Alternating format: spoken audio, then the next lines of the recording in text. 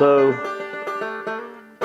how do I take a ChatterBait, which is uniquely Z-Man, and make it uniquely Appalachian?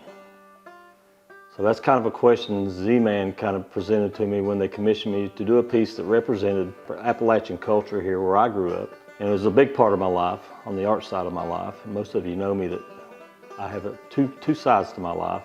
So I got to thinking, you know, one thing about West Virginia, we're steeped in the history of white lightning. So I figured I'd call this project White Lightning. And here we have basically a mash barrel, which is part of the moonshine still.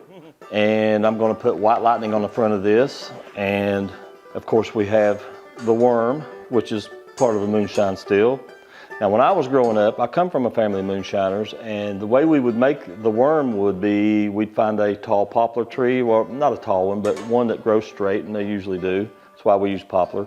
We'd wrap the worm around the tree and get a nice coil like you see here. Then we saw the top of the tree off and pull the worm off the tree. So that's how we used to make a worm for our whiskey stills back in the day. So this project is going to represent a lot of where I come from and what's happening in the state where I grew up. Here we have these belts were used in the coal mines back in the 70s.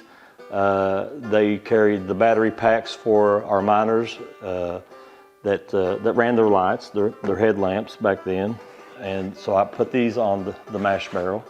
And I have the hook from the ChatterBait represented with a piece of conduit, which I bent to actually look like the hook. The hubcaps, actually, these are from a Pontiac. These kind of represent this area back in the heyday of the car industry, when coal wasn't wasn't doing too well at times. There was a big exodus of a lot of my family went north to work in the auto factories in Detroit and around Cleveland, and so the hubcaps kind of represent that. And they called it the Hillbilly Highway. I think it was 23 that run north all the way up to Detroit there, but they call it the Hillbilly Highway. So those hubcaps, they represent that.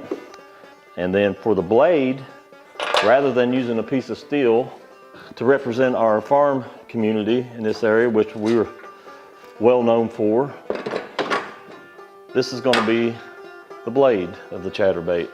The concept is I will have this blade, this seat, fastened into the mash barrel, and you can sit down on this and take a picture. It'll be a nice photo op on display.